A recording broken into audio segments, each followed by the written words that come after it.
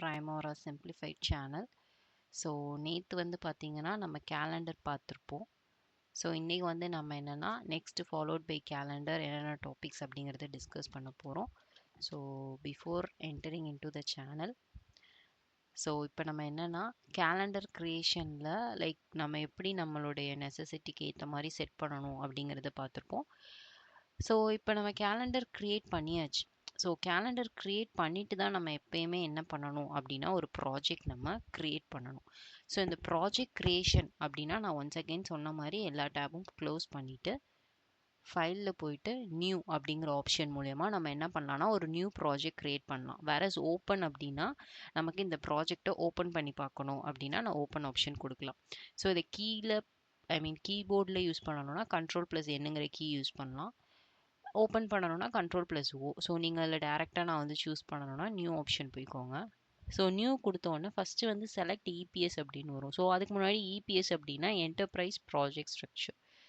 So enterprise project structure அப்படிங்கிறப்போ எப்பயுமே நம்மளுடைய ஸ்க்ரீனில் இந்த மாதிரி 3 டாட்ஸ் இருந்து சூஸ் பண்ணி பார்த்தீங்கன்னா பை டிஃபால்ட்டாக நம்ம சாஃப்ட்வேரில் என்னென்ன இன்பில்ட்டாக இருக்குது அப்படிங்கிறது தான். ஒரு டிபார்ட்மெண்ட் அப்படிங்கிறது தான் என்ன சொல்லுவாங்கன்னா என்டர்பிரைஸ் ப்ராஜெக்ட் ஸ்ட்ரக்சர்.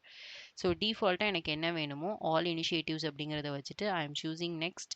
ஸோ இந்த பிளேஸில் பார்த்தீங்கன்னா ப்ராஜெக்ட்டுக்கு ஏதாச்சும் நான் ஐடி க்ரியேட் பண்ணணும் அப்படின்னா நான் ப்ராஜெக்ட் ஐடி கொடுத்துப்பேன். ஸோ நெக்ஸ்ட்டு வந்து பார்த்தீங்கன்னா ஜென்ரலாக வந்து என்னென்னா ஏதாச்சும் ஒரு ப்ராஜெக்ட் வந்து என்ன நேம் போட்டு நான் கன்ஸ்ட்ரக்ட் பண்ண போகிறேன். நான் அன்றைக்கி சொன்ன மாதிரி ஒரு ஹோட்டல் கன்ஸ்ட்ரக்ஷனோ இல்லை பிரிட்ஜோ இல்லைனா ஒரு அப்பார்ட்மெண்ட்டோ இல்லைனா ஒரு ஸ்மால் ரூமோ இல்லைனா ஒரு பவர் ஸ்டேஷனோ it may be anything. So what is my project name அப்படிங்கிறத நான் இந்த ஐடிக்கு கீழே நான் வந்து இப்போ ரெப்ரசன்ட் பண்ண போகிறோம். ஸோ இப்போ எக்ஸாம்பிள் அப்பார்ட்மெண்ட் அப்படின்னு நான் வந்து கொடுக்குறேன். ஸோ நம்ம ஆஸ் யூஷுவல் பேக் ஸ்பேஸ் கொடுத்து டெலீட் பண்ணிக்கலாம். ஓகே, ஸோ இது கொடுத்ததுக்கப்புறம் நெக்ஸ்ட் கொடுத்துக்கோங்க. ஸோ இங்கே ப்ராஜெக்ட்ஸ் பிளான் ஸ்டார்ட் அப்படிங்கிறது பை டிஃபால்ட்டாக இன்றைக்கி என்ன டேட்டோ அது வந்து நமக்கு எடுத்துக்கும். இல்லை I am going to start the project later அப்படின்னா you can use this 3 dots. அதில் வந்து கேலண்டர் ஆப்ஷன் டிஸ்பிளே ஆகும். ஸோ இதில் வந்து நீங்கள் என்ன பண்ணிக்கலாம்னா ஸ்பெசிஃபை பண்ணிக்கலாம். இதில் உங்களுக்கு இந்த மாதிரி நான் இந்த டைமில் பில் பண்ணணும், இந்த ஹவர்ஸில் நான் பில் பண்ணணும்னா கூட நீங்கள் செட் பண்ணிக்கலாம். அப்படி இல்லைனா leave it as it is. Must finish by அப்படின்னா நான் எக்ஸாக்டாக இந்த டேட்டில் நான் ஃபினிஷ் பண்ண போகிறேன் அப்படிங்கிறது வந்து நீங்கள் மஸ்ட் ஃபினிஷ் பையில் கொடுத்துடலாம். இல்லை எனக்கு தெரியாது நான் இன்றைக்கி தான் ஸ்டார்ட் பண்ணுவேன், it is a 2-year project, அவ்வளோதான் கம்ப்ளீட்டாக எனக்கு எக்ஸாக்டாக தெரியாது அப்படின்னா you can leave this box and choose next option.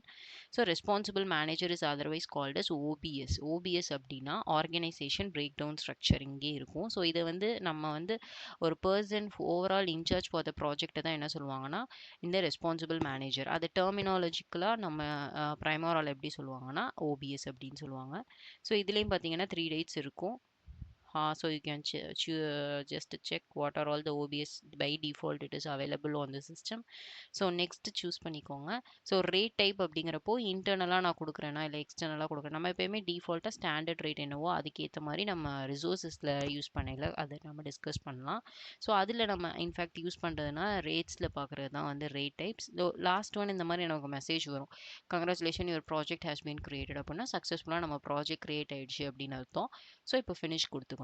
So this is called is the project creation. So once I create the project அதுக்கப்புறம் ஓப்பனுங்கிற ஆப்ஷன் மூலியமாக நான் வந்து பார்த்தேன்னா என்னுடைய ப்ராஜெக்ட் ஃபஸ்ட்டு டிஸ்பிளே ஆகும். This is one methodology of opening the project. இப்போ இந்த மாதிரி நான் அப்பார்ட்மெண்ட் அப்படிங்கிறத டபுள் கிளிக் பண்ணலாம். ஸோ எனக்கு கிளிக் பண்ணோன்னே இந்த மாதிரி எனக்கு ஒரு ஆக்டிவிட்டி அப்படிங்கிற பேஜில் எனக்கு டிஸ்பிளே ஆகும். இல்லை அப்படின்னா எனக்கு அனதர் மெத்தடாலஜி பார்த்தீங்கன்னா இது எல்லாமே ஷார்ட்கட்ஸ் தான். ஸோ என்டர்பிரைஸில் போயிட்டு ப்ராஜெக்ட்ஸ் அப்படிங்கிற டேப் போயிட்டு அதுலேயும் பார்த்தீங்கன்னா நம்ம க்ரியேட் பண்ண ஃபஸ்ட்டு ப்ராஜெக்ட் இருக்கும். இங்கே வந்து நம்ம என்ன பண்ணணும்னா ரைட் கிளிக் பண்ணிவிட்டு ஓப்பன் ப்ராஜெக்ட் அப்படிங்கிறத நான் கொடுத்துட்டேன்னா எனக்கு வந்து என்ன ஆகும்னா ப்ராஜெக்ட் ஓப்பன் ஆகிடும். ஸோ இந்த 2 மெத்தட்லேயும் நான் என்ன பண்ணிக்கலாம்னா ஒரு ப்ராஜெக்டை நான் ஓப்பன் பண்ணிக்கலாம். ஆனால் என்னுடைய ப்ராஜெக்டை நான் டெலீட் பண்ணணும் அப்படின்னா கண்டிப்பாக ப்ராஜெக்ட்ஸில் போயிட்டு இதை ரைட் கிளிக் பண்ணிவிட்டு டெலீட் அப்படின்னு சொல்லி ஒரு ஆப்ஷன் இருக்கும் இருக்கா, இதை கொடுத்துட்டேன்னா என்ன ஆகிடும்னா எனக்கு ப்ராஜெக்ட் டெலீட் ஆகிடும். ஏன்னா நமக்கு ஓப்பன் பண்ண தெரிஞ்சது டெலீட் பண்ண தெரியும். இதில் நிறைய நான் வந்து ஷார்ட்கட்ஸ் அண்ட் ட்ரிக்ஸ் சொல்லியிருப்பேன். ஸோ நம்ம ஜென்ரலாக நம்ம ஒரு வீடியோ பார்க்குறோம் அப்படின்னா நம்ம டிஃபால்ட்டாக எல்லாத்தையுமே சொல்கிறது that is common thing. But ஆனால் நமக்கு இருக்கக்கூடிய அந்த டிப்ஸ் அண்ட் ட்ரிக்ஸுங்கிறது வந்து நான் அப்பப்போ சொல்லுவேன், this is the shortcut, this is the tricks அப்படிங்கிறப்போ அது உங்களுக்கு ரொம்ப யூஸ்ஃபுல்லாக இருக்கும். ஏன்னா ஃபர்ஸ்ட் டைம் நம்ம ஃபஸ்ட்டு ப்ராக்டிஸ் பண்ணுறவங்களுக்கு கொஞ்சம் டிஃபிகல்ட்டிஸாக இருக்கும். ஸோ அதை மென்ஷன் பண்ணியே நான் சொல்லியிருப்பேன். So this is called as the project creation and how we can open the project. அதில் பார்த்தீங்கன்னா 2 methodologies we'll be following, and also for deleting the project also we can choose this and just right click on it and choose delete options. So that's it. So இதுதான் வந்து project creation. So நம்ம எப்பயுமே வந்து என்ன another methodology ஒரு ஷார்ட்கட்ஸ்ன்னு பார்த்தீங்கன்னா, ஒரு கேலண்டர் கிரியேட் பண்ணிட்டு if we are creating a ப்ராஜெக்ட்னா அந்த கேலண்டர் வந்து என்னுடைய ப்ராஜெக்ட்டுக்கு பேஸ்ட் ஆகிடும் ஆட்டோமேட்டிக்காக. அப்படி இல்லைன்னா எனக்கு என்ன ஆகாதுன்னா, வேற டிஃபால்ட்டாக பாஸ்ட்டாக என்ன கேலண்டர் வச்சுருக்காங்களோ அந்த கேலண்டர் வந்து எனக்கு பேஸ்ட் ஆகும். ஸோ இதை வந்து நான் எப்படி செக் பண்ணி பார்க்கலாம்னா, ஆக்டிவிட்டி பேஜ், அதாவது நம்ம ப்ராஜெக்ட் கிரியேட் பண்ணியிருப்போம்ல அந்த பேஜில் போயிட்டு ஜஸ்ட் இப்போதைக்கு ஆடுங்கிற ஆப்ஷன் கொடுத்தீங்கன்னா உங்களுக்கு இந்த க்ரீன் கலர் ரெப்ரசன்ட்ஸ் ஆக்டிவிட்டி. இந்த மாதிரி ஃபைல் சிம்பிள்னா நம்ம ஒரு ப்ராஜெக்ட் ஓப்பன் பண்ணியிருக்கோம் அப்படின்னு அர்த்தம். ஸோ இந்த ஆக்டிவிட்டிஸ் வருது பார்த்தீங்களா? ஸோ இந்த ஆக்டிவிட்டியில் போயிட்டு கொடுத்தா தான் இந்த ஆக்டிவிட்டி கேலண்டருங்கிறது எனக்கு டிஸ்பிளே ஆகும். அதுக்கு முன்னாடி இதை தான் என்ன சொல்லுவாங்கன்னா டீட்டெயில் பாக்ஸ் அப்படின்னு சொல்லுவாங்க. ஜென்ரல், ஸ்டேட்டஸ், ரிசோர்ஸஸ், இந்த மாதிரி ஒவ்வொரு டேபாக நீங்கள் யூஸ் பண்ண ஒவ்வொரு ஆப்ஷன்ஸ் எனக்கு கீழே வரும். ஸோ இது எல்லாமே ஆக்டிவிட்டியில் இன்டெப்த்தாக நம்ம எல்லாமே பார்க்கணும். ஸோ இந்த ஆக்டிவிட்டி கேலண்டர்னு பார்த்தீங்கன்னா நம்ம கிரியேட் பண்ண XYZ வந்துருச்சு. I am adding one more activity. So இப்போ எனக்கு என்ன ஆச்சுன்னா XYZங்கிறது வந்துருச்சு. ஏன் இங்கே வருதுன்னா, நம்ம ஆல்ரெடி டிஸ்கஸ் பண்ண கிளாஸில் XYZங்கிறதுல தான் நம்மளுக்கு தேவையான அந்த கேலண்டரில் டைம் டூரேஷன் செட் பண்ணி வச்சுருப்போம். ஸோ அதனால் அந்த கேலண்டர் வருது. ஃபார் எக்ஸாம்பிள், நான் கேலண்டர் ஆப்ஷனில் போயிட்டு எனக்கு வந்து கேலண்டரில் வந்து வேறு ஏதாச்சும் ஒரு கேலண்டர் டிஃபால்ட்டுங்கிறதுல டிக் மார்க் இருந்துச்சுன்னா அந்த கேலண்டர் வந்து எனக்கு இங்கே பேஸ்ட் ஆகிடும். So in order to avoid and over come the problem, this is the only easy steps. அப்போ calendar first of all we want to create and set that calendar as the default option. So அதுக்கப்புறம் தான் we have to create this project. So this is very very important and useful tips as well.